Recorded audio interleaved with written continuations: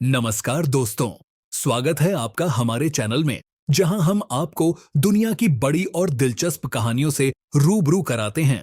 आज हम बात करेंगे एक ऐसे संगठन की जिसका नाम सुनते ही कई देशों के कान खड़े हो जाते हैं। जी हां, हम बात कर रहे हैं हिजबुल्लाह की, जो सिर्फ एक साधारण संगठन नहीं बल्कि एक ऐसी ताकत है जिसे नजरअंदाज नहीं किया जा सकता। हिजबुल्लाह क्या है, क्यों ये इतना खतरनाक माना जाता है और इसका भविष्य क्या है, इन सब बातों का जवाब आज इस वीडियो में मिलेगा। तो बने रहिए हमारे साथ। सबसे पहले ये जानना जरूरी है कि हिजबुल्लाह की शुरुआत कैसे हुई। बात है 1982 की, जब इजराइल ने लेबनान पर हमला किया।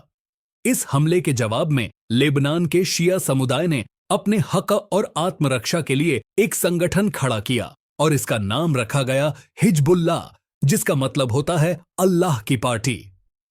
लेकिन दोस्तों, ये सिर्फ एक संगठन नहीं था, बल्कि एक क्रांति थी जो आगे चलकर पूरी दुनिया के लिए एक बड़ी चुनौती बन गई। इसकी बुनियाद ईरान की मदद से रखी गई थी और ईरान ने इसे शुरू से ही पैसे और हथियारों से सपोर्ट किया। तो जब भी हिजबुल्लाह की बात होती है, ईरान का नाम भी जरूर आता है। अब सवाल ये उठता है कि हिजबुल्लाह का असली मकसद क्या है। क्या ये सिर्फ इजराइल के खिलाफ है या फिर इसके पीछे कुछ और बड़ी प्लानिंग है। दोस्तों, शुरुआत में इसका फोकस इजराइल को लेबनान से बाहर खदेड़ने पर था, लेकिन जैसे जैसे समय बीता, हिजबुल्लाह का एजेंडा बदलता गया। आज हिजबुल्लाह लेबनान के शिया समुदाय की सबसे बड़ी आवाज बन चुका है। ये संगठन लेबनान की राजनीति में भी एक बड़ा खिलाड़ी है और अपने समाज को शिक्षा, स्वास्थ्य और दूसरी सुविधाएं भी मुहैया कराता है। मतलब, हिजबुल्लाह अब सिर्फ एक गन से लड़ने वाला संगठन नहीं रहा, बल्कि ये पॉलिटिकल पावर भी है। लेकिन दोस्तों, हिजबुल्लाह की असली पहचान उसकी सैन्य ताकत से है। ये संगठन बेहद खतरनाक माना जाता है और इसकी सबसे बड़ी वजह है इसके पास मौजूद आधुनिक हथियार और प्रशिक्षित लड़ाके। 2006 में जब इजराइल और हिजबुल्लाह के बीच एक बड़ा युद्ध हुआ, जिसे 33 दिनों का युद्ध कहा जाता है, तब दुनिया ने देखा कि कैसे हिजबुल्लाह ने इजराइल की ताकतवर सेना को कड़ी चुनौती दी। तब से लेकर आज तक हिजबुल्लाह ने अपनी ताकत को और भी बढ़ाया है। ये सिर्फ लेबनान में ही नहीं, बल्कि पूरे मध्य पूर्व में इजराइल और पश्चिमी देशों के लिए एक बड़ा खतरा बना हुआ है। अब बात करते हैं हिजबुल्लाह की राजनीतिक ताकत की। दोस्तों, ये जानकर आपको हैरानी होगी कि हिजबुल्लाह अब लेबनान की संसद में भी मौजूद है। जी हाँ, ये संगठन न सिर्फ एक मिलिट्री फोर्स है, बल्कि एक राजनीतिक पार्टी भी है, जो लेबनान की सरकार में महत्वपूर्ण भूमिका निभाती है।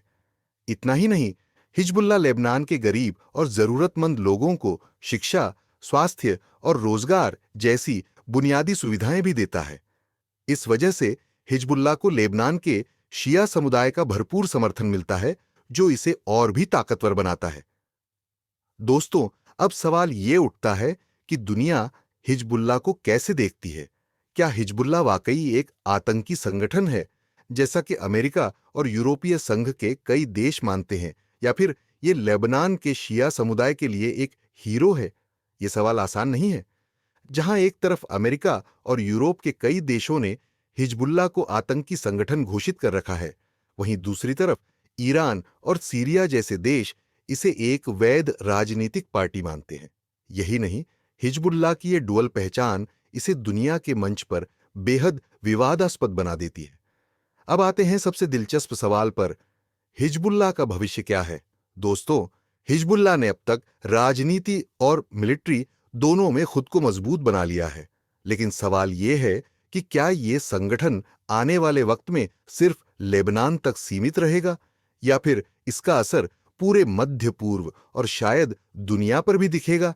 ये देखने वाली बात होगी कि हिजबुल्लाह कैसे बदलती राजनीतिक परिस्थितियों और युद्धों में खुद को ढालता है। लेकिन एक बात तो तय है, हिजबुल्लाह को कोई हल्के में नहीं ले सकता। तो दोस्तों, ये थी हिजबुल्लाह की कहानी। अगर आपको ये वीडियो पसंद आई हो तो हमारे चैनल को सब्सक्राइब करें और बेल आइकन को दबाएं, ताकि आपको हमारी नई वीडियो की नोटिफिकेशन सबसे पहले मिले। धन्यवाद।